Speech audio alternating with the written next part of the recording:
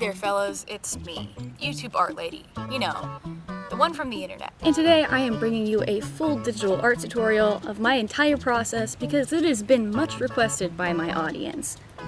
So this video is an effort to explain relatively in depth exactly what it is I'm doing when my screen is just kind of bouncing around and you can't really see anything. And unfortunately, because I am an incredibly slow artist, it will still feature some time lapse. I'm very sorry about that, but I don't think you want to watch this for 5 hours. If you do, comment below. I could run a lot of ads in 5 hours. Speaking of ads, I'm sure that you've seen that this video is very long, and it took quite a while to make.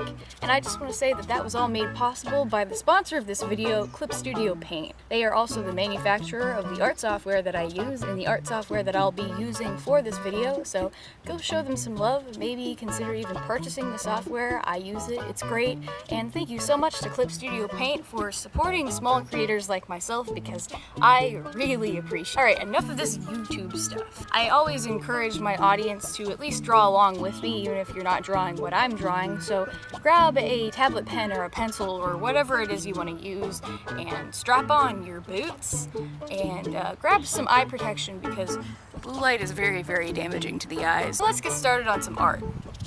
Take it away, pre-recorded me.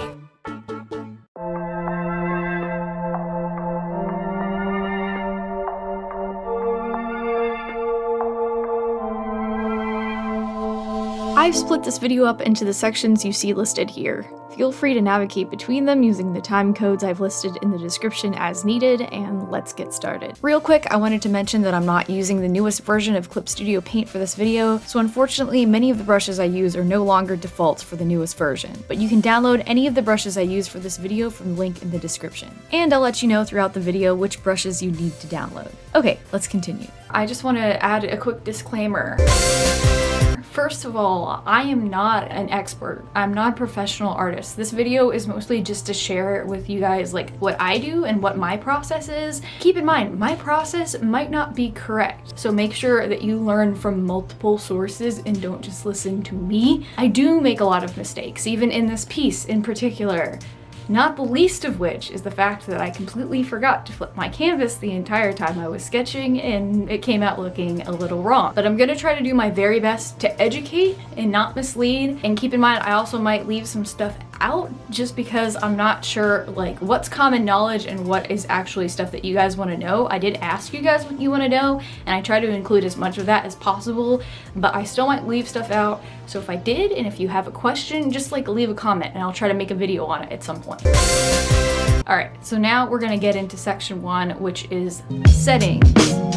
So in preparation for this video, I got a lot of questions about settings, especially from newer artists, people who are beginners with digital art. So I'm gonna try to include everything that like I just think of off the top of my head whenever I'm about to begin an illustration. And my settings usually remain consistent, like throughout all of my art from like the past year. And also I mostly use default settings for like brushes, for like canvases. Like I don't change a lot of what I do in Clip Studio because I've found it to just like work for me right off the bat. But I'll still include all of my brush settings in this video and like all the brushes that I use. Okay. First of all, canvas size. The canvas size I use almost all the time is 2000 by 3000 pixels at 300 dpi, that's dots per inch, and I use this for both portrait and landscape formats. I generally recommend to use at least 100 dpi so that you have decent quality, but 300 dpi is usually the minimum if you think you might want to make prints of it someday, because of course, you know, you never know when you're just gonna have an art piece pop off and you want to make prints of it. This is just a nice ratio to use. It's been my favorite for a couple of years now. And if I'm making like a square illustration for Instagram or something like that, because like, oh gosh, I usually do like 2000 by 2000 pixels. For thumbnails, I usually just pick any random size. I just try to do something that's rectangular, but I probably will block out several thumbnails on a normal 2000 by 3000 canvas. I also sometimes just sketch out thumbnails in my sketchbook and then take pictures of them, which works great too. Okay, keyboard shortcuts.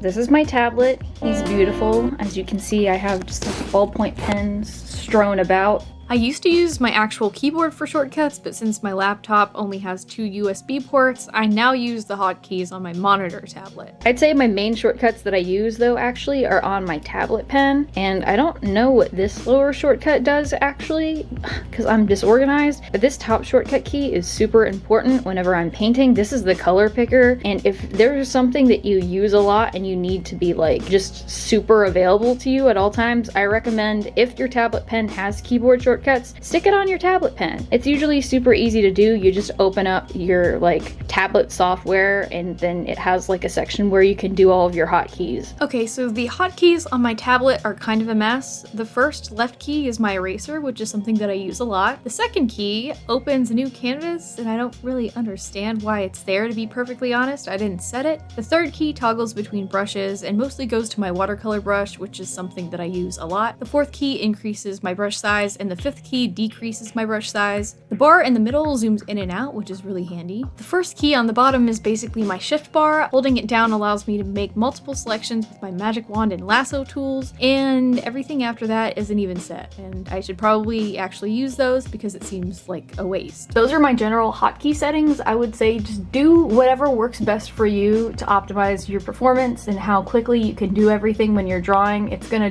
definitely vary depending on your style, but again, it's super easy to change it. Just go into your main tablet settings and assign the different hotkeys. It's very convenient and I love it. I also generally work in PSD files just because it's a lot easier to drop it in a different program like Photoshop if I want to add some random effects. Okay, now that you've heard all of the settings that I generally use whenever I work on an illustration, let's begin my first stage of working on an illustration, which is conceptualizing.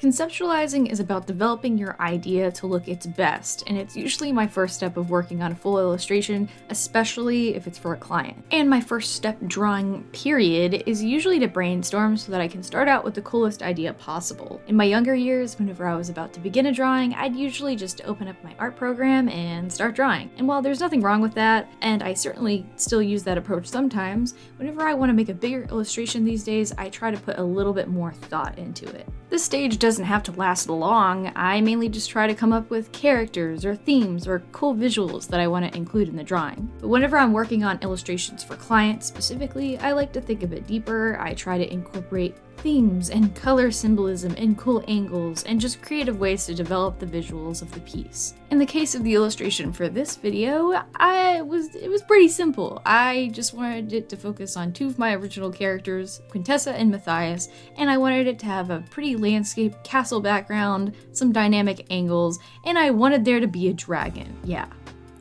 Big concepts here. So once we have those initial details figured out, we're ready for the next step of visual development, which for me is creating an inspo or mood board. The point of an inspo board is just to take art, reference photos, concept art, color swatches, and generally anything else that inspires you and just stick it in a drawing file.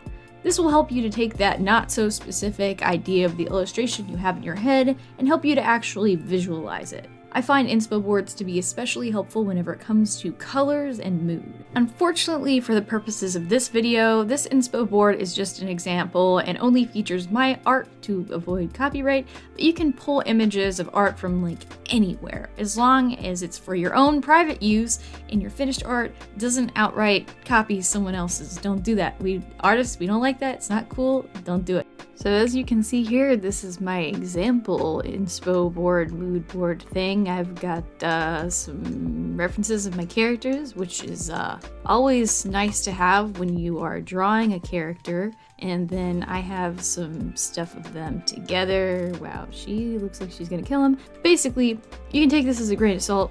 This is an example. Normally my mood boards and inspo boards look a lot different. They have a lot of like references and, you know, poses and stuff like that that would actually like really help me to nail down the architecture of the piece. And that's what I recommend that you guys include. But this is sort of like a sample so you can kind of understand, like, just, it's not difficult to understand. I'm over explaining. You just throw stuff onto a canvas and it looks nice and it helps you to be able to draw. Alright, now that we have some tools to help us to visualize our piece, we're on to the task of thumbnailing.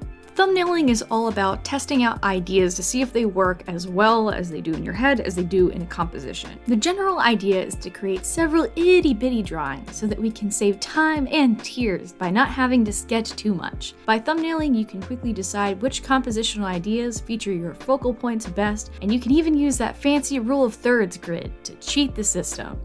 You can also even add colors to your thumbnail if you have energy for that, but I don't. So mine remain lonely. And once you have a itty bitty garbage sketch, it's time to actually make it look good. Which brings us to step 2, sketching. Oh my gosh, dude, I didn't see that coming.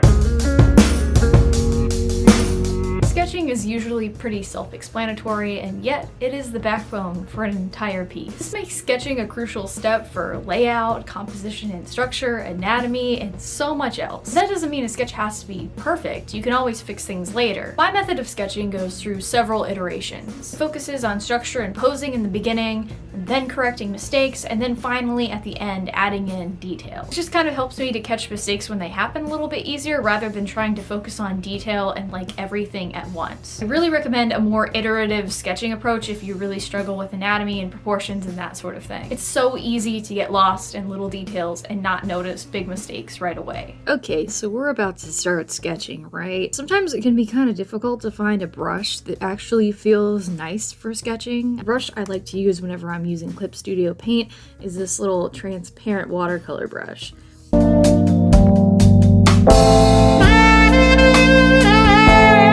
I just really like the variance in opacity that it has and the pen pressure. You can get some really dark lines and you can get some nice little tapered ones. It's just really nice for sketching. It's got that really light feel, and it's definitely my favorite brush for sketching. That's the brush that I'm going to be using for the sketching portion in this video. Now, another brush that I occasionally use for sketching is this felt pen. And the reason I like this felt pen is because it has a very just graphic feel, no pen pressure. I'll use this guy a lot whenever I'm struggling with perspective or anatomy just because it has a very straight line, boxy feel. These are both big favorites of mine. But another tip that I would have for you guys when you sketch is to not sketch in black. I actually, whenever I sketch, like many people, I like to use a color. And right now my go-to color is sort of like a pinky red. I just think it provides a lot of contrast with the black whenever I'm inking on top of it, because I do ink in black. So this is kind of my setup whenever I sketch. Let's get started on the actual sketch now.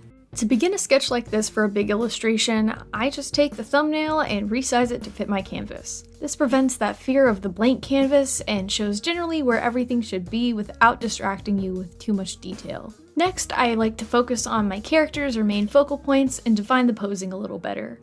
I feel like this is pretty common knowledge, but I use skeletons and simple shapes to sketch. And even though I say skeleton, try to keep everything pretty fluid. I mean more of like a general gesture figure to pose everything with rather than drawing an actual skeleton. You get it. I also recommend using boxier shapes during the first pass of your sketch. It helps me a lot with perspective and anatomy, and it helps you to tell which direction certain areas of the body are facing. Remember, when you're sketching, if you're using a reference, break it down into the general shapes that you see in the figure. Don't get too hung up on the little details because you can always add those in later once you have some underlying structure. I also recommend using cylinders to sketch appendages like arms and legs and even hands if you struggle with that. I'll have an example up on screen. It helps to visualize them more in perspective and see them as a three-dimensional shape. And of course, in general, I recommend using references for poses and even Frankenstein references together to make a more interesting pose. I didn't end up using any references for the poses in this illustration since they were pretty specific, but my illustration kind of suffered for it. You can tell in the finished product that Quintessa's legs and hips don't really look right at all with how she's sitting on the dragon, and this is just one of those situations where going the extra mile to dig up a good reference could have helped a lot. And this is something I could have done. If you can't find a specific reference, you can always take a photo of yourself. And I know finding the right perspective can be kind of hard, but taking a screenshot from a video is also super effective. And a lot of people recommend using screenshots from videos to draw rather than still images in the first place. It just helps you to see the motion a lot more. And another thing I forgot to do was flip my canvas, so please flip your canvas. It will save lives. It is super important to do. During the first sketch pass and the second sketch pass, I'm focusing a lot on posing and positioning, where things should be. I don't focus as much on getting facial features right or drawing perfect hands. The first pass is about gesture and structure. When I do my final pass, I really try to get everything as close to right as I can.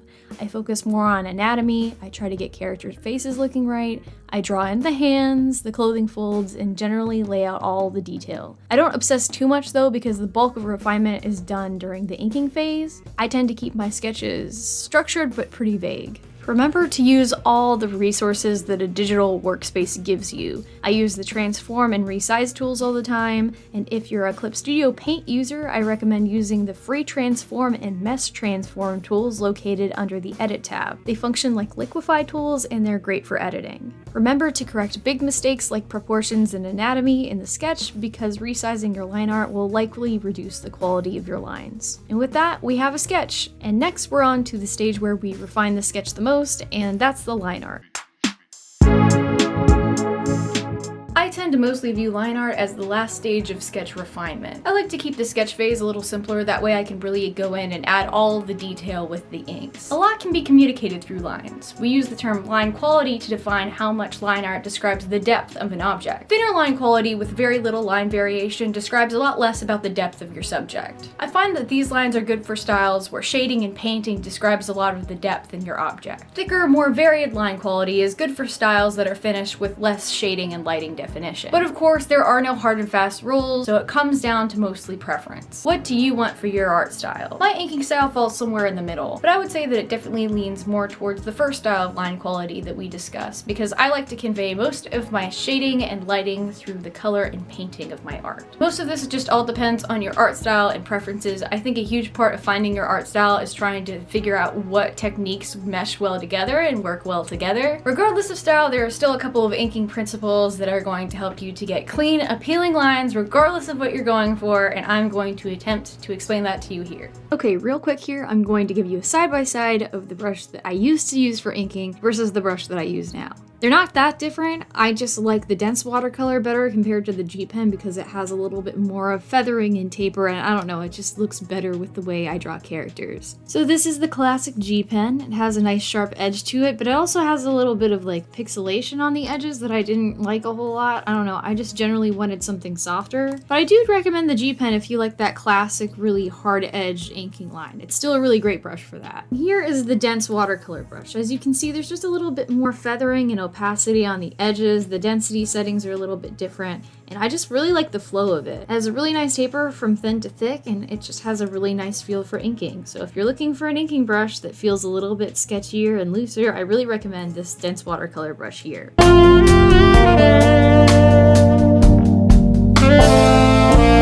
Alright, now let's get into how I ink. Okay, so whenever you're about to work on inks, a good rule of thumb is to always begin by warming up. And you can warm up a lot of different ways, but one of my favorite ways is just to like draw a bunch of little circles on a canvas, draw some straight lines on a canvas, draw some wavy lines. Basically, the idea is to just warm up your arm and your hand and get your arm and hand used to doing it, because after a while I feel like everything just kind of gets kind of tight, and it's a lot harder to ink things and have a really steady hand whenever your arm is in that situation. I also recommend inking and drawing like from your shoulder and then from your wrist. Just use your entire arm whenever you're inking. It just gives you a much better flow and a lot more control. We'll talk about line confidence in a little bit, but another great thing to do whenever you're inking is to stretch. Stretching for me is really important because my arm just gets like really tired all the time. My hand kind of just like goes numb after a while too because I'm just gripping the pen so tightly. So remember to stretch frequently. It's super important. It also helps to prevent the carpal tunnel, which is very much not good. My next advice would be to test different brushes and tweak the brush settings. I use this dense watercolor brush whenever I ink, and I don't really do anything to the brush settings as you've seen, but you might find that you like this little smooth watercolor guy a little bit better. You might like the transparent watercolor or opaque watercolor, or you might like one of these guys here. So experiment with the kind of brushes you ink with, find a flow of ink and some brush settings that work really well for you, and experiment a bit. Later, I talk about using textures brushes for inking and how I don't really see people use that kind of line quality. Maybe test that out. Maybe it'll look great with your style. Just do some experimentation and find what works best for you whenever it comes to brush settings. And here it is, a big one. Have line confidence. Most of inking well is just line confidence. You want to have nice arcing lines, smooth motions. You want to use your whole arm to draw so that it has nice arcing and stability. You don't want to be doing this here that you see people do, just hatching along trying to make a line, because look at that. There's no nice arc to it. There's no form. The line weight is really off along this line. It just doesn't look as nice as something like this, where you have nice consistent taper and line weight. It's just so much easier whenever you have confidence. You might be wondering, how do you get confidence? Well, you do it by practicing and warming up and getting your arm used to it. Another way you have line confidence is by overlining, erasing, creating new layers, and of course, undoing. Now, overlining is something that I do all the time. Whenever you're trying to create a box that you want to have really confident edges, you don't just try to go along and make the line the perfect length and the perfect taper on every edge and you try to, no, this doesn't work. What I do is I just overline. You just overline the edges and then you just grab your eraser tool here and then you just erase the edges and it ends up looking nice because you just overline it. It's so much easier. And you might be wondering, what if I overline on my nice art on my layer like this? I don't know what this is. Well, if you did line art on a layer below and you don't want to disturb it, just create a new layer whenever you're working on a new portion of your line art and overline on that layer and then erase and correct it and overline and erase and correct it and create as many new layers as you need. And then whenever you're done, you can just merge all of your layers into one. Basically, use all your digital tools, including the merge layers and the erase button and multiple layers. Like, just take advantage of all of it because it makes this process so much easier. And finally, if you're struggling to get the kind of lines you want to get, just change your brush size. If you need it to be smaller, make it smaller. If you need it to be bigger, make it bigger. I know a lot of people will really agonize over doing everything with this one very large brush size and just using the pen pressure. I think that's kind of overkill. Whenever I'm inking, I normally use a 4 or even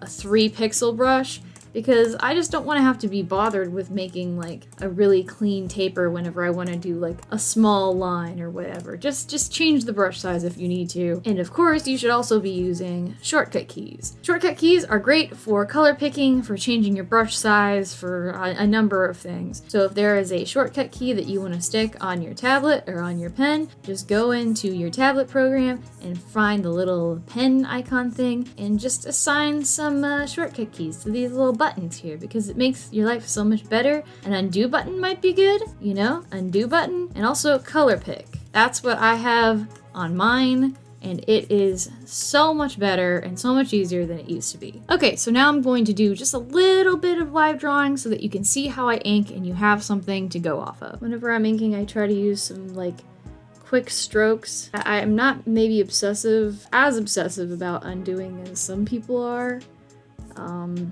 I undo a little bit, but you see some people when they ink, they really just are hitting the undo button over and over again until they get that perfect line, which I probably should be a little bit more intense about, but I'm not.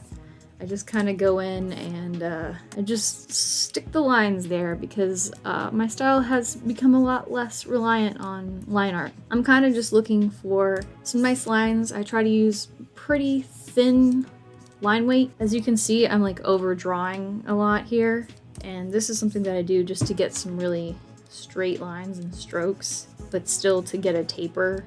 I could use something that makes my lines straighter, but I just like how organic it looks whenever I make the lines myself. Whenever I am trying to get nice smooth corners, I usually just overdraw and then erase. As you can see, I'm overdrawing again for the face quite a bit, and I am undoing a good bit here because I just am not liking how some of these curves are turning out, but I think this is pretty good. And this is purely my digital style of inking, because obviously you can't erase traditional ink. You gotta be a lot more careful. When I'm doing little details on the face, like the mouth and nose, I like to go down to probably a 3. I would say I adjust my brush size a lot depending on what part of the character I'm inking, because whenever you want really detailed lines, I don't like to take chances and just kind of vary my line weight. I like to just go all the way down to a smaller brush. Whenever I'm drawing eyebrows, I also like to do little tapered ends, you know, and then kind of block in the rest and make it solid. Because whenever I do eyebrows, I normally go in on my line art layer and actually color those whatever color they're supposed to be. I like to give them gradients and stuff sometimes too. I think it just looks pretty nice. The last thing I want to touch on in the live inking process is how I do eyes. Whenever I do eyes, I don't really follow the artist rule of having sort of clean swooping lines. I sort of do the more hatching thing that people in tutorials say that you're not supposed to do, but I think that you can do it if you just do it in a way that looks clean and nice. I just think it gives you a lot more control, and if you can do lines on eyes like a different, better way, I'm all for it. Go for it. But this is how I do it, because I'm all for helpful shortcuts. And don't forget to flip your canvas too, because otherwise you'll end up with something that looks like this. I gotta fix Tessa's face a little bit. Alright, let's go into some time lapse now. So I've said it before, when I ink, I begin by focusing on the most important parts of my subject first because I feel like those deserve the most attention. It's also less distracting to work on a face or a hand or something else that you find difficult when you haven't done the other lines yet. It also helps because my eyes are usually fresh and my hand doesn't hurt yet. I can't stress this enough. When you're inking, stretch your hands, take breaks. Carpal tunnel sucks, folks. When I begin to move on from those focal areas, sometimes I'll also do little red lines over sketches whenever I notice mistakes, or when I want to make sure the original anatomy in my sketch is making sense. I'll also do this a lot when I just don't like how something looked in the first sketch and I want to make it look a little better in the inks. Whenever I get into doing large curved lines or straight lines, you can see me overdrawing and erasing a lot like I talked about earlier. It's way better to overdraw and then erase than to make little wiggly or hatchy lines. You want to have that line confidence. Also, don't be afraid to make whole new layers for different sections of the subject you're inking. I do this all the time so that I can overdraw and have a little mess without disturbing the lines I've already made. Then whenever it's all done and I've erased the mess, I can just merge all of the line art layers into one. There's no prestige in this one layer crap. Use all of your digital tools to your advantage, and you can also always just merge layers later. It's not really a big deal. As you can see, I also frequently use the lasso tool to move pieces of line art around and reposition things. This is really helpful whenever I see that something is a little off. But I recommend that you avoid resizing line art as much as possible because it really decreases the quality and resolution of your lines. Something else I use a lot for the line art is shortcut keys. In Clip Studio Paint, whenever you make a dot, hold down the Shift key and make another dot, a line is created between the 2 points. I use this a lot for the more geometrical parts of the inks, like the sword and the design on Quintessa's tunic. This is also really useful for backgrounds and a number of other things. You'll also, throughout this inking process, see me make little corrections to the sketch, like with Tessa's sitting position on the dragon. Don't be afraid to alter your undersketch before you ink an area if it looks wrong. You really want to avoid making those corrections after you ink because fixing your line art can just be really difficult and it'll make it look really crusty. Don't make your lines crusty. Finally, don't be afraid to use references for your line art. What do I mean by this? Well, grab a bunch of art from artists with pretty line art and study their line weight and line quality and try to replicate it and figure out how they did it. It takes practice, but this is a great way to discover your own line art style and what you like. I've done this with a number of artists that I love, and it's definitely played a huge part in what's shaped my line art style. Also, experiment. Don't be afraid to maybe ink with a textured brush or ink with a brush that not many people use for inking. Not everyone has to have line quality that's that smooth digital style. There are many styles of line quality in the world, and if you really want to develop a unique art style, just go for it. Grab whatever brush and figure out if you like it. Finish the line art, I merge all of the layers down to one and select the boundaries of my line art with my magic wand tool. I remember to select the little bits that I might forget. Like I said earlier, you can go in and make multiple selections with the magic wand by holding down the Shift key. Now I go to my selection menu and I select Expand Selected Area and set the expansion width to 1 pixel. This prevents your final color layer from bleeding outside the lines. Finally, I go back to the selection menu and select Invert Selected Area, and now only my characters are selected. Finally, I create a new layer and paint bucket a solid color. Now I have a flat color layer waiting for me, which brings me to the next stage, the flat color stage.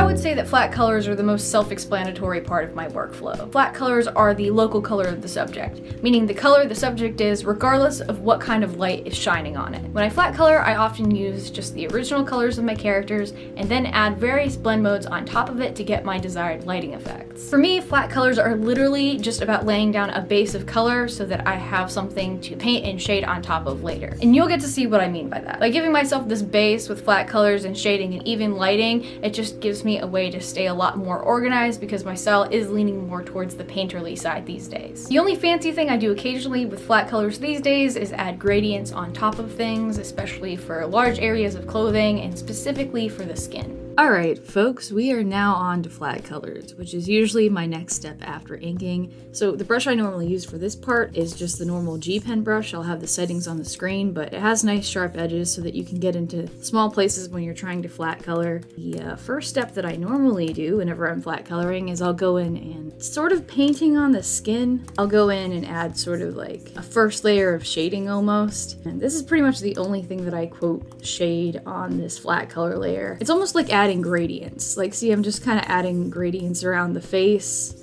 and I add some like kind of blushies and stuff too. So whenever I'm toning the skin, I kind of just go in and do blushies sort of around this cheek region. I add a couple of highlights around the eyes and the nose, and sometimes I'll paint in the eye sockets here too a little bit. It's pretty simple. I'm just going in and adding a little bit of definition and rosiness. I think it just adds a lot of life to characters whenever you do this. That's normally how I color the face. I think I'm gonna go in and do some more work on everything else now, and if something else interesting in the color pops up, I'll show that in real time as well. In my opinion, flat color is the easiest when you can just use the selection tool, and I do that a good bit here, but Clip Studio's Magic Wand tool isn't the best with detailed line art, so I usually have to go in and color a lot by hand. Where I can use selections, I do, and the tolerance setting helps a little bit with that, but I like to use that G pen brush because it gives a nice sharp taper and gets me into those hard to reach places. Other than that, it's really just coloring stuff in. I try to color things in a way that feels cohesive. I'm trying to pick purple and blue undertones for Matthias's hair and some of the darker parts of his and Tessa's clothing, and I'm trying to add warm undertones to some of the lighter colors in the designs. You can add warm or cool undertones to a color by moving a color towards the warm or cool side of the color wheel. You can move a green to be a warm green by moving it towards the red and yellow tones, or you can make a green cooler by moving it towards the blue tones. This is true of any color, and it can really help a palette to feel more cohesive. Whenever you're working on an illustration like this, I really recommend trying to unify your color palette as much as possible, especially if your characters kind of have slightly clashing colors like mine do. The green and purple of Tessa and Matthias's outfits are definitely complementary, but I can't say that the red doesn't feel at least a little bit out of place. It still doesn't look perfect, but I think I did a pretty good job of balancing everything out in this illustration. I have a whole video on color theory, so if you want to learn more about that, check it out. I'll probably have a little card pop up, but don't leave this video. Watch the rest of this video first. Something else that I like about using a flat color layer is that flat colors in Clip Studio are really easy to change with the paint bucket tool. If the colors in my mind aren't really jiving, I can easily change the color in a design with the paint bucket tool, so don't be afraid to tweak flat colors to look better together even after you're done coloring them. Remember, digital art is about using all of the tools to your advantage, so if you see something in a piece you're working on that you don't like, just change it. And with that, we're done flat coloring our characters, and it's time for the background. So I really start thinking about the background of a piece during the conceptualizing phase. A background isn't just an afterthought to give your character's poses context. It's about crafting the world and the scene of your illustration. So the background actually factors a lot into the composition whenever I'm working on the thumbnail. I won't focus too much on composition in this video, but if you're completely new to composition, I definitely recommend using tools like the rule of thirds grid. On the rule of thirds grid, the points where the lines converge are the points where the viewer's eyes tend to gravitate. So it's a good idea to put your focal points or important parts of your composition on these points. It's also important to remember visual hierarchy. Now, the perspective I chose for this piece makes the visual hierarchy a little bit difficult to explain because I didn't do too well on that in this piece, and I'm very sorry. But here are at least the basics. Making everything the same size and height in an illustration is just going to confuse the viewer. You don't know where to look or what to focus on. So make aspects of your illustration that are more important to look at more prominent in height and size. You could also make that visual aspect more unique, like a character standing in a completely wide open space. Sets of threes tend to be very visually appealing to the human eye, so grouping things in terms of big, medium, and small can be a really helpful little rule to get you started on this. In general, you just don't want to make everything the same size, the same height, lines converging. You want to make everything as visually clear for your viewer as possible. As artists, we are visual communicators, and it's very important to emphasize communication in your piece and make everything very readable. So these are the brushes that I most commonly use for painting. The one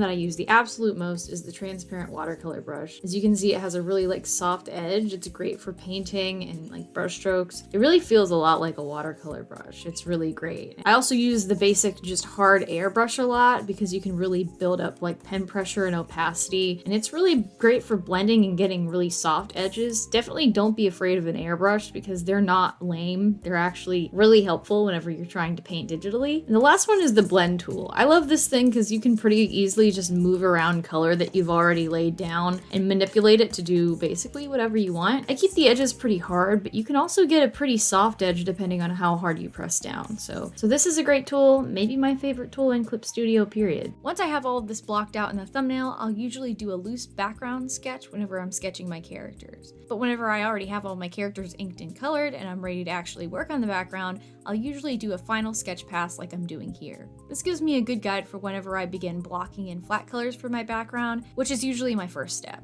I don't use line art on my backgrounds because I usually paint them, so I use a system of selecting solid colors with my magic wand tool and coloring and painting inside that selection, or using clipping masks on top of flat color layers so that I don't paint outside the boundary. This is a really good way to quickly lay everything out without getting disorganized, especially the lighting and shading. You can see as I work on the flat colors of this background, the colors get lighter, less saturated, and less detailed as the towers vanish into the background. This phenomenon is called atmospheric perspective, and it's the effect that our atmosphere has on objects whenever you look at them from a distance. As you can see, I just spent a little bit of time roughing in the flat colors for the castles and some of the background elements, but before I move forward and start rendering, I want to touch a little bit on the concepts of foreground, middle ground, and background, and how backgrounds should generally have a good amount of contrast with your focal points or foreground characters. In this particular illustration, what I'm considering the foreground to be is my focal point characters, Quintessa and Matthias and the dragon. You can see that these characters have the most detail, most line mileage, it has the most high saturation, and it should generally stand out from the background elements. Whenever an eyeball or a camera is looking at something, whatever it's focusing on is clearly going to have more detail than some of the background elements. So whenever you're drawing something, you shouldn't make a background hyper detailed or as detailed as the characters you're drawing because it kind of just confuses the viewing experience. That's why even in paintings from old masters, you'll have background elements that are basically just strokes of paint because it's not what you're supposed to be focusing on in the painting. So in this illustration, obviously we have Quintessa and Matthias. This is what I'm considering to be the foreground. And then we add in these castle elements. They're the next closest thing to the camera, so I'm considering this to be the middle ground. It's going to have the next highest amount of rendering and detail.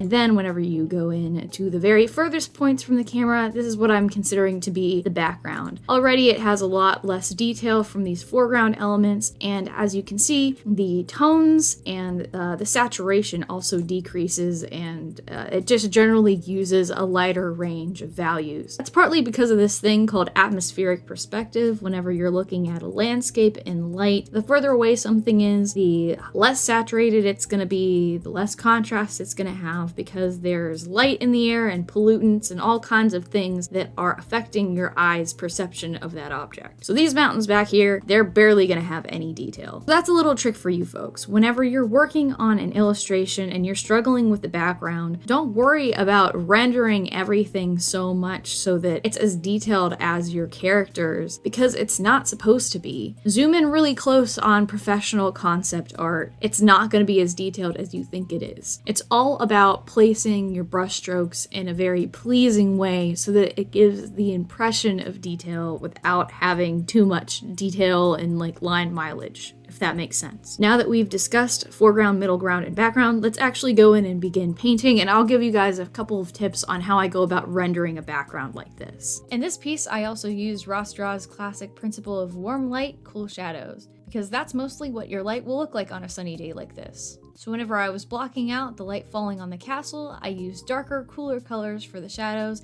and more vibrant, warmer colors for the highlights.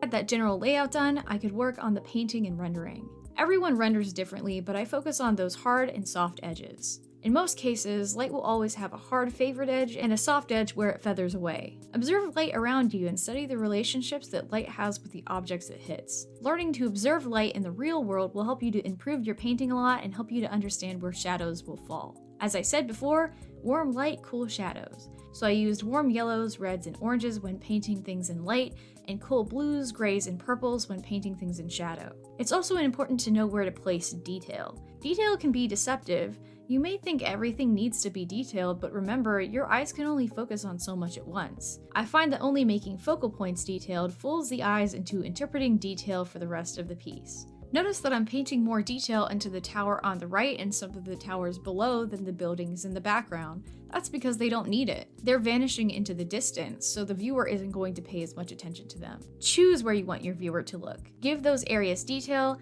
and that's what their eyes will gravitate towards. I also used a lot of blend modes and multiply layers to adjust the colors and make certain areas darker or lighter. Using blend modes, that's what those fancy layers are called, will help you to add a little bit more depth to a piece. Just don't become overly reliant on them. I also always recommend using references. If you're painting a castle or a mountain or water, pull up photos of your subject in similar lighting conditions and observe those details to figure out how to paint it. Better yet, just pull up concept art of how other people paint castles and mountains and water and observe how they paint it. You'd be surprised by the lack of detail in concept art whenever you zoom in a bit. The details are just so well placed that you don't notice how much is left to the imagination. In the end, just practice. This is by no means a perfect background. The background portion of this video was a bit of a learning experience for me even, but it really just takes working on it, taking note of your mistakes so that you know where to improve, and eventually you'll be drawing more and more backgrounds in your pieces. It's frustrating at first, but believe me, you will get better, it just takes time. And if you're struggling with backgrounds, don't forget to do little studies where you don't focus so much on your characters and you're just working on your background painting skills. And several hours of rendering later, our little background is finished and we're shifting focus back to our characters with the lighting and shading stage. Oh hi, I didn't see you there. Sorry, I was too busy indulging my caffeine addiction. Let me put this down. Adding some preliminary shading and lighting layers is basically my first step of rendering. Rendering is probably one of the parts of your illustration that is going to vary the most from person to person because it is so stylistic. So keep in mind that my rendering method will probably be different from yours, and my rendering method is also very highly stylistic. We are not going for realism here, that's for sure. With my rendering, I'm mainly trying to get good clarity, good color balance, and good shapes for my light and shadows. You might not be thinking that like, oh, it's important for like my light and shadows and those more like abstract parts of your piece to have like good shape language to them, but like it doesn't hurt. It makes things look a lot better whenever you have like an order to how you do things. I'm trying to, of course, define my characters so that my viewer understands how the light source is falling on them. A lot of that is done when I cel shade. For those of you who don't know what cel shading is, it's sort of like that kind of shading that you see in a lot of anime and cartoons where it's just like a solid shadow on a character and it's very graphic.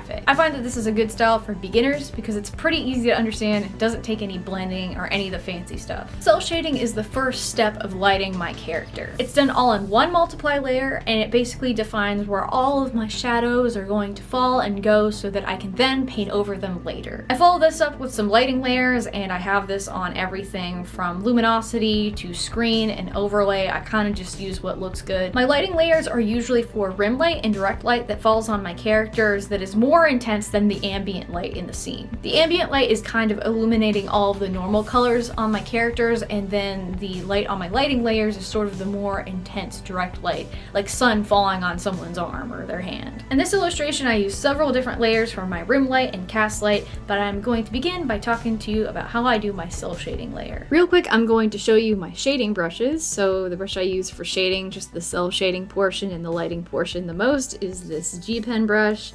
You've seen it before. It's a good brush for coloring and it's a good brush for shading because it has these nice hard edges and you can get into really difficult to reach places with the real tapered tip of this brush. And then I like the blend tool again, because you can really just blend out edges and you can make hard or soft edges. It's really great. You can move color around. So I do this on the multiply layer that I shade on as well, and on the lighting layer that I add some highlights on. I'm going to explain what I'm doing in more detail later, but to begin the cell shading layer on this piece, I'm going to just go into the places that are fully in shadow and add the deepest shadows. I like to shade daylight scenes with a dark navy color on a full opacity multiply layer. I do turn the opacity down layer, I just like to be able to see what I'm doing. I like to put a partially transparent white layer over my subjects so I'm focusing on the light source instead of the flat colors, and then I just dive in. Anywhere that's really tight between two characters that are already pretty backlit will probably have a really deep shadow. So I'm going to begin by focusing on those areas that aren't even getting much ambient light. Okay, so I've been shading here a little bit for a minute, but I want to talk about how I determine light sources and how I go about doing like the preliminary cell shading, because a lot of this gets painted over later. But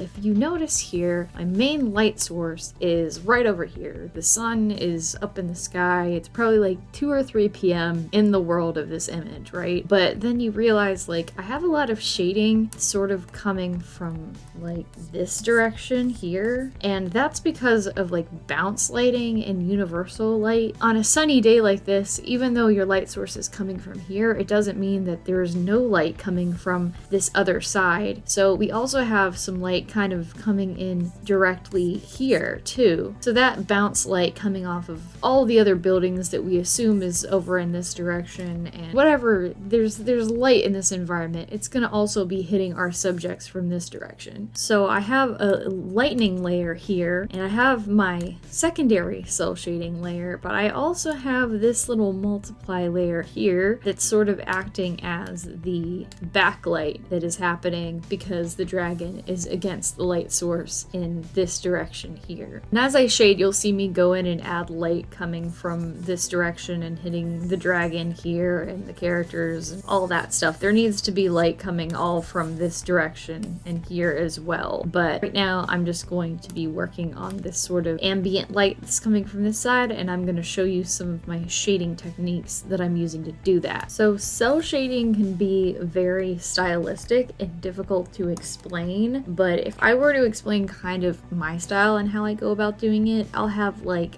okay, if there's an object, like you can see here, there's her knee, right? And you have light that's coming from kind of this direction, this direction. Her knee is going to be making a shadow here, and so will her armor. So we stick a shadow there and have light coming from this direction to a lesser extent.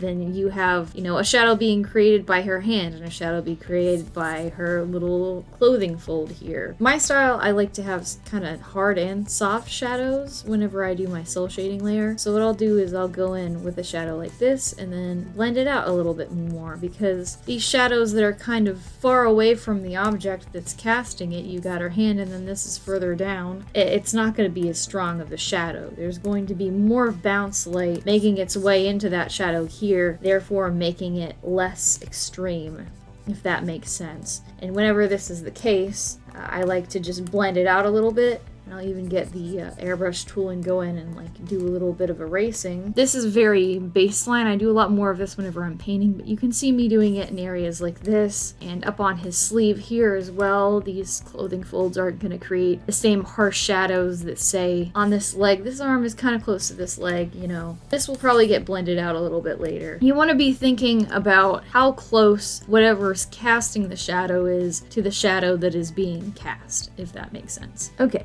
Let's speed this up again. You want to take into account that ambient softer light that's reflecting off the environment onto the characters and what shadows it creates. We have a direct light source in the background, the sun, but we also have those ambient bounce light sources. So I'm basing the angle of my shadows on the combination of those light sources. It's not 100% accurate because I'm not a light expert, but it works pretty well for this piece. Where those light sources are less intense, I'm blending out the edges to create softer shadows. My cell shading style is done by adding shadows instead of erasing away light. Both are popular, but I really like the the sharpness of the G-Pen brush's taper and how it can cut into my subject and create really graphic lines. To cel shade, you need a decent understanding of light and shadow, but as I discussed earlier, I take note of my light sources and anticipate where shadows would fall. I usually work in little sections and figure out what is casting the shadow and what the shadow is being cast on, and then make my line. I try to focus on creating nice sharp triangular shapes because I think they're really pleasing, and then whenever I get to an area that doesn't have a direct shadow cast on it, I'll blend away the edge to create softer areas with my blend tool. The shadows that I'm focusing on in the beginning are softer. These shadows are caused by bounce light in the environment around the characters rather than cast light. These shadows will represent some of the deepest areas around and under the characters that light can't reach. Once my shading job gets closer to the edge of the characters that's facing the sun,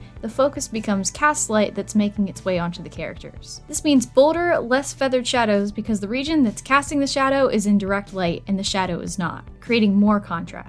When a shadow is cast, I usually create a hard edge close to what casts the shadow, and a soft or feathered edge leading away from what casts the shadow. On larger areas like the cloak, I focus on a lot of blending because the shadows are less extreme. Periodically, I turn off my temporary light layer to see if the shading is looking right on the characters so far. When it comes to the scales and the horns on the dragon, I pick certain areas to really define and leave others more vague. This plays in, once again, to the principle of using detail sparingly to attract the eye to certain places. Shading the dragon was a big part of this piece, and whenever I'm shading organic things like scales and horns that have a lot of texture to them, I like to add even more textures and blending so the surface looks more real. Since I think of the dragon wings as being slightly translucent, I used a similar shading effect on the wings that I did on the cloak and blended it out a good bit. I also added some larger gradients with my hard airbrush tool to the outside edges of the dragon and the characters to really sell that backlight. Finally, I went in and began coloring my multiply layer a little bit. Even though I begin shading with a navy blue, I usually color my cel shading layer variations of reds and oranges in areas where it touches the skin, or on the edges where it overlaps with direct light or rim light. This just helps to warm things up a bit and aids the illusion of light. Now near the end, I'm just working on adding some rim light and cast light. I basically choose a pale yellow and use the same techniques that I use for the cel shading, only coloring places where light would fall instead of shadows. I'm really thinking about areas where light would be pretty intense, but I'm also adding little hints of light to areas where it might fall more subtly and blending it out the same way I did with the shadows. Any place I think light would sneak in, I add some pale yellow and blend it out. And I do this all with a normal blend mode layer, and in a second here, I'll try tweaking it with some actual blend modes. Okay, so I've just worked on painting in this like lighting layer. This is sort of a lighting layer that captures like all of the quote rim light, but it kind of also captures some atmospheric light coming from different places. I'm gonna be messing around with the layers, the blend modes here in a second so that I can see like what I like the best. Like this is my layer here. So you can try stuff like overlay, which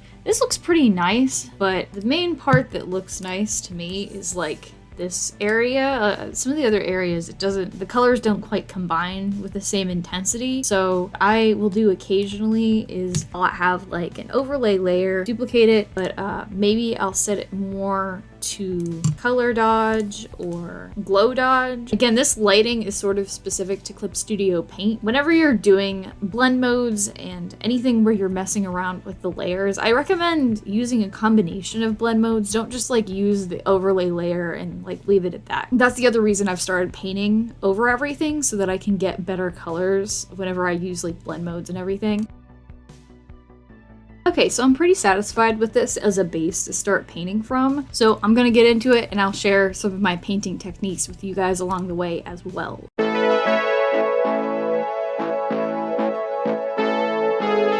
The painting stage, rendering stage, whatever you want to call it, for me is really about polishing everything up and making it look nice. It's about adding more hard and soft edges to the lighting and adding more depth to the piece by giving the shadows and the light more color and tonal variation. It also brings more interesting textures to the piece whenever I blend colors and add brush strokes. I also add a lot of depth to shadows by adding darker values to areas that light can't reach. And I also add a lot of vibrancy to highlights by adding lighter values and brighter saturations. Altogether, the painting phase allows me to have more control over color and lighting, which just really isn't something you always get whenever you're just using simple blend modes. Altogether, the painting step just allows me to have more control over the color and lighting, which, let's be honest, just isn't always something you get whenever you're just using simple blend modes. It just allows me to stylize everything a lot more and just make everything look more interesting. And isn't that what art is about? And these are the brushes that I most often use for painting. The first one, we talked about it a little bit, the transparent watercolor brush. I love this one. It's my go-to painting brush. It just has these wonderful soft edges. And the pen pressure is fantastic. It goes from really heavy density to really light density super easily. One of my favorite brushes. I also use this hard airbrush tool a lot for edges. Great for blending. It's great for adding little gradients. It's definitely one of my go-to painting brushes as well. And finally, here it is again, the blend tool. I use this thing constantly. I basically use this and the transparent watercolor tool together, and it just moves around colors so easily. It's my favorite thing, especially for painting like skin and clothing.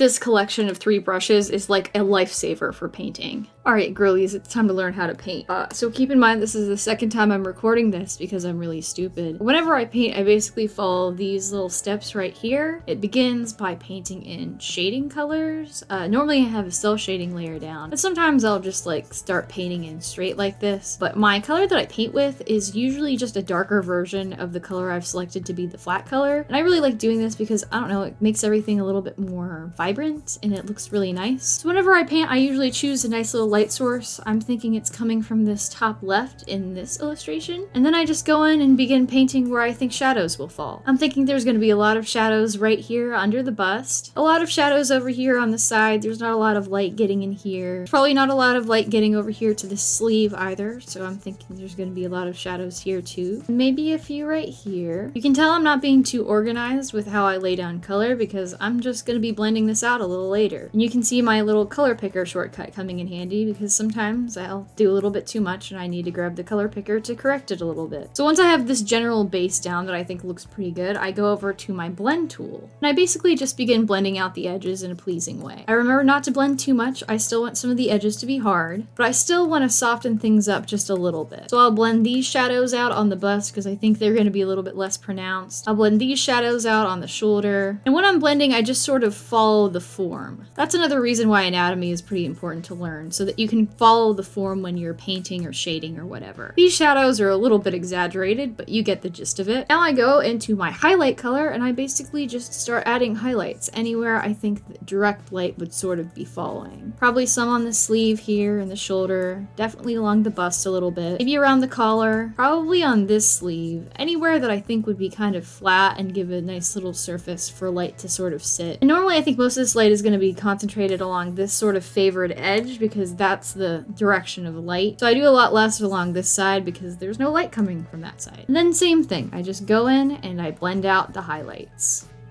And this isn't looking quite as saturated as I'd like it to look, so I also sometimes go in and add maybe a little overlay layer to the shadows so that I can just bring a little bit more saturation, and I'll adjust that as much as I need to. And after that, the steps just repeat for every single area, little section, skin, pants, clothes, whatever. It's pretty simple, and I hope this was helpful so that you guys can kind of figure out how to replicate my painting style if that's something you want to do. Alright, now back to the time lapse. When I paint and render in this style, I usually do the majority of it on one normal blend mode layer that's located on top of both my lighting and shading layers. All 3 layers, the cell shading, lighting, and painting layers, are clipping masked to my flat color layer so everything stays neat. Whenever I begin painting, I usually just pick a big section and start working. I work in small sections to make everything manageable instead of trying to tackle the whole thing at once. I'll focus on the arm, maybe the shirt, then the leg, and I'll know how the lighting is supposed to behave from the cell shading and lighting layers I already have. If the cell shaded part on the collar of Tessa's cloak is difficult for light to get to, I'll know the folds of that fabric should be even darker. I'll use this principle throughout the step and add darker colors to any places where it will be difficult for light to reach. As I mentioned in the settings section, I use my color picker shortcut on my pen a ton for this painting section. In this step, I'm constantly picking the color of the section I'm working on and selecting a slightly darker or cooler color. A lot of my style is about adding more interesting colors to the lighting and shadows so the piece has more depth. So notice how I'll add some cooler tones to the center of a large shadow or warmer tones to places residual light is reaching. Another big aspect of my style is having a darker gradient around the the edge of a shadow with a more saturated color in the middle. While I'm working on this painting portion, take note of how I lay down color and blend it out. Notice that I don't blend away all of the texture in the edges. I know in the past I've struggled a lot with how much to blend, especially with digital where blending can turn out looking really smooth and even, but I actually think having some texture and variation in your blending gives the rendering a more interesting look. The traditional art aesthetic just appeals more to me, I guess. When I lay down color, I use my transparent watercolor brush with the opacity turned all the way up. The transparent watercolor brush already has a softer edge, but has some hardness depending on how much you press down, which gives it some texture. From there, I use simple, straight strokes with my blend tool and try to blend the color out along the planes of my subject in as few strokes as possible. In general, less is more. I only blend what it needs. Keep in mind, when I lay down a base of color to blend out, I don't even always do it in a super clean way because the blend tool can basically move the color around where I need it to go, even in short strokes. I also keep a pretty decent amount of density on the blend tool so that it has a somewhat hard edge. Whenever I'm working on areas of light and shadow, I definitely treat them differently. I talked before about adding a more saturated color at the center of a large shadow to add some more depth, but whenever I'm painting light, especially on skin, the center is often very light in value, and I add a saturated color around the outside edge of the light. This is a result of light scattering on the surface of an object, and it's common on skin, clothing, and other surfaces that aren't completely solid. When it comes to painting things like hair, I usually add a highlight on the top of a bend of a strand of hair and a shadow along the inside edge. As you can see with the dragon's face or the side of Quintessa's, sometimes I'll add a cooler toned highlight to the edge of an object that's facing away from the light source. It isn't totally accurate always, but I think it looks interesting, and it's a good way to show depth or curvature in an object. That's generally what your takeaway should be. It's good to know how to light characters properly and have a good command of the shading and painting techniques, but a lot of a good illustrative style is about making stuff look appealing and just using pleasing colors and shape language. So go wild with stylization. It's called that for a reason, and I certainly do. And now we're finally almost done.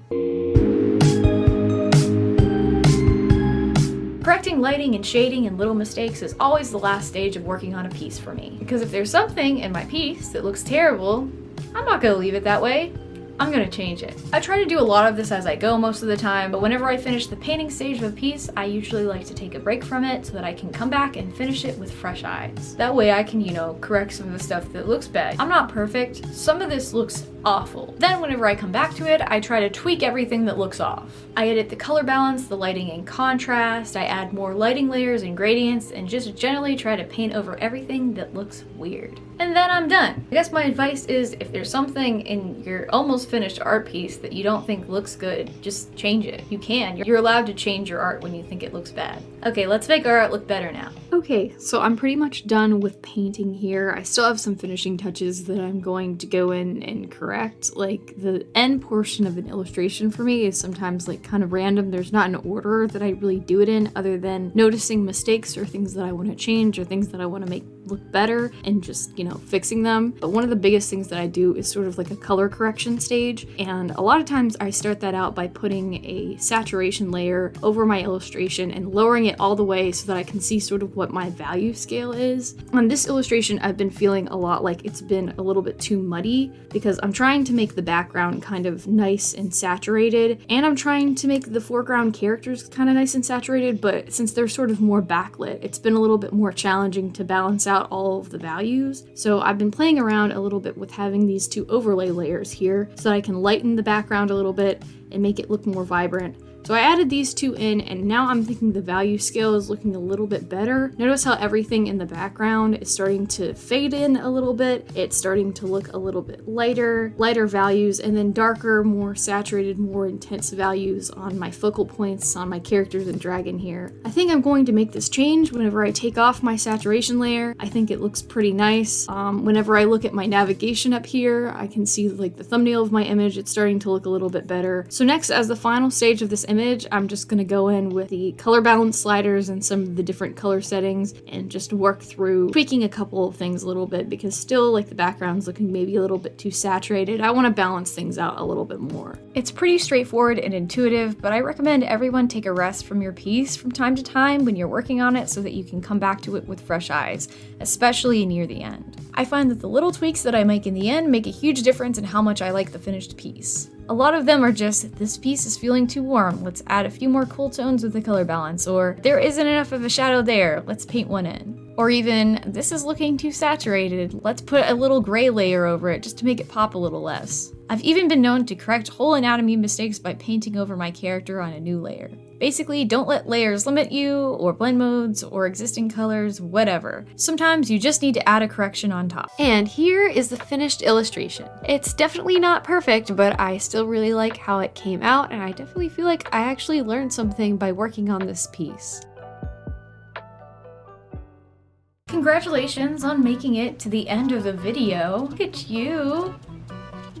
In all seriousness, thanks for watching this far, and I really hope that you got something valuable out of it. Even though I'm not an expert, I hope you took some of this art knowledge and just really absorbed it into that brain of yours, and I hope that it helps you and lives rent-free there for many years. A big thanks once again to Clip Studio Paint for sponsoring this video. I wanted to make this video anyways for a long time, so just having someone bankroll it so that I can put more effort into it has just been wonderful. It's made me so happy. Thank you, Clip Studio. I appreciate it. And thanks to every single one of you who watched this video and watched this far.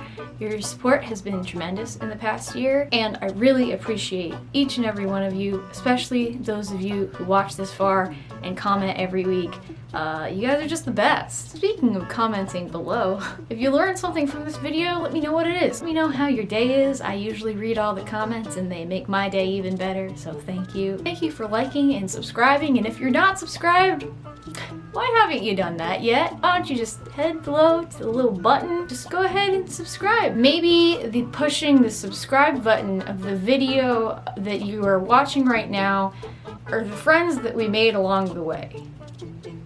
Well, thank you all for watching and sticking around this long. I have to go now though because I've been working on this video for a very long time and I need to sleep. And I'm not going to be waking up for a while, so I'll probably see you guys in a video next month, okay? Bye!